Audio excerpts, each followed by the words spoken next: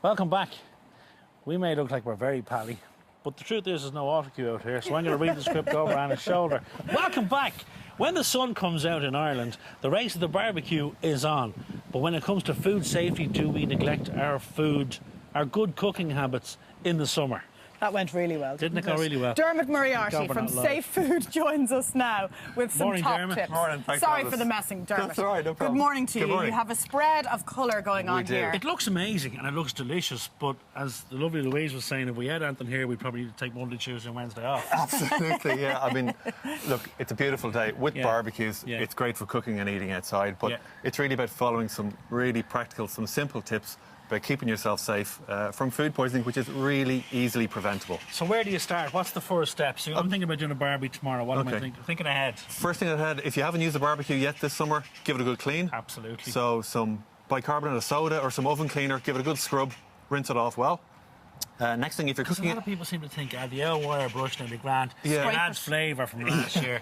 No, it doesn't. No, and it might have been in the shed or it might have been in the back garden. Correct. So give it a good clean. So give it a good clean now. Next thing you want to do is, if you're going to cook any frozen foods tomorrow, you want to start defrosting them today.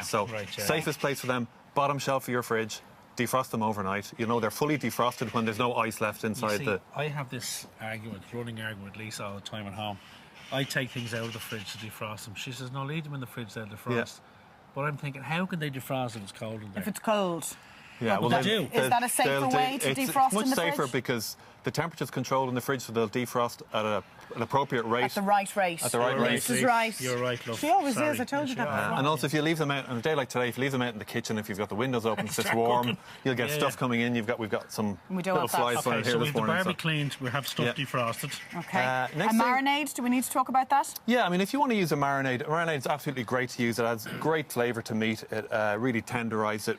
The one thing I'd say about marinade, if you're going to use it, don't use it on anything that's ready to eat. So don't use that on a salad if you've had a raw meat in it. That sounds really straightforward, but actually people do fall into that mistake of using that on a salad. Yeah. If you really want to use it, if you don't want to throw it out, if it's your mammy's best recipe, you can use the marinade, but you've got to boil it first. You've got to cook it first and boil it before you'd use it on anything. But to be safe, I wouldn't use it on anything ready to eat. After it being with raw meat? With raw meat, exactly. Okay. Next thing for Simon's things to do is you need to wash your hands before you start. You better start scribbling. So if you've taken your raw meat and your raw chicken out of the fridge and you're getting ready to use it, you need to wash your hands. So that's one thing I can't emphasise enough. Wash your hands between steps and give your barbecue enough time. So you need to get that up to temperature. If it's a natural charcoal one, you'll know it's ready when the coals are nice and white and hot. But get it up to temperature, and you want to cook your foods, thoroughly, and you don't want to burn them on the outside. See, that's the thing as well, as people, I think, makes people nervous about doing barbecues. Is that, am I cooking enough? It was the same cooking. Will I give my guests food poisoning? But there is a trend, Dermot, isn't there? There is, absolutely. Medium burger, medium rare. There's a trend now in a lot of kind of burger restaurants that they'll cook your burger the way you want it. And unfortunately, with mincemeat, like with a steak, that's fine. You can cook it to order because once you cook the outside of it, it's cooked and it's safe to eat. But when you mince up meat to make a burger, what's on the outside ends up on the inside. If you don't cook it all the way through, you're at risk of severe food poisoning. There's a bacteria called VTEC, which is, most people know, it's part of the E. coli family. And about 1 in 10 cases of VTEC will actually lead to really serious, life-changing health complications. So you don't want to order it, even if the restaurants say we serve it to your order. You want to ask it for it well cooked. So burger is exactly the same as chicken. Exactly the same as chicken. Exactly the same as sausages. Any meat that's been skewered, so kebabs or anything like that. With a steak, absolutely fine to cook it like you want it. As soon as the outside's cooked, you're good to go. But for anything like a burger or a sausage, and we've got a delicious burger here just to show everybody where that one is still. Completely looks cooked on the outside, but on the inside, and same with this chicken piece here. You can lovely. see that it's straight to Bowman's Hospital. There's pink inside it. There's pink inside, and you know it's really cooked. If you're at home, there's two things you can do. You can either use a meat thermometer. So if you've got a meat thermometer at home into a burger or a piece of chicken, 75 degrees, that's what you're looking for. That's cooked. If you don't have a meat thermometer, 3 things to do. Piping hot all the way through, no pink meat in it, and juices run clear. All those 3 things together, again, you're good to go. And just cut it open and check it. Just cut it open and check it. Even on the barbie, cut it open and have a look. Exactly. So important, Leave it there if it's pink. Yeah, exactly. Just keep it cooking. Also, if you're handling raw meat and cooked meat, use separate utensils because again, you don't want to transfer bacteria from the raw stuff onto the cooked stuff. Here's a strange one for you, Dermot. Right, so say a barbecue. Say now where we are here, it's boiling hot. Yeah. It's a real sun trap, isn't it?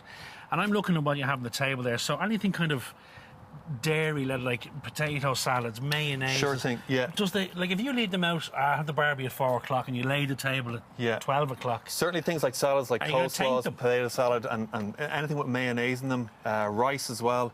Don't leave them out. Just keep them in the fridge till you need them. You know, take them in and out as you need them. And rice is the same rule. Rice the same. Rice more so. If you're reheating rice, is a big issue. If you reheat rice that's been there for a couple of hours. But with any of those cold salads, mayonnaises, keep them in the fridge till you need them. Keep them in the fridge until you need them. Especially if it's a hot day like today. Yeah. Okay. And then if you've, I don't know about your house, Simon, but if you have any leftovers from the barbecue, Unlikely, I would say. Rare. It's rare. what you need to do is you need to get. Are there leftovers in any house, really? I don't think so. Well, people like to have a little sneaky burger at about 10 o'clock at night or something. If you have leftovers, get them in the fridge within 2 hours. Of cooking them. So don't leave it sitting in the Don't heat. leave them Because sitting when out you're in the heat. entertaining and there are people there, it's easy to forget about these things, isn't it? So they just, it's just not safe. So get them in the fridge within 2 hours. You can reuse them, but just only reheat them once. And if you're in any doubt, chuck them out. It's not worth it. The most disappointing thing, though, Dermot, is that all this food is here and we can't eat any of it. I know. And it's a gorgeous barbecue sitting beside Are us. you going to cook us some decent burgers? I think they will. Yeah, I think we'll get some decent burgers on it, If we ask enough, I'm sure they will. But most importantly, cook your meats properly. Absolutely. Wash your hands. Yep. And they're the most important parts Well, of it the is, whole but thing, as I think. Dermot said, start's the start. You know, get that barbecue clean And clean first. it up. Yeah. And if you've got a big number of people coming over for the weekend as well, a lot of people, it'll put them under pressure in terms of cooking for a lot of people. So you can start food in the oven. Of course you get can. it pre-cooked and get it on the barbecue for that barbecue flavour at the end. That's So quite a smart shortcut, isn't it? It is, If and you're doing... that's also a great thing if you're using the disposable barbecues, which don't give off a huge amount of heat. Yeah. Like it could take you 20 minutes to cook a burger as opposed to whatever, 11 or 8 or 10. Yeah. So start them in the oven. Yeah, Just finish them exactly. with the barbecue. Exactly, get that barbecue Dermot, flavour. thank you very much Thanks for that. very much. Thank you for bringing all this food and not giving us any of it.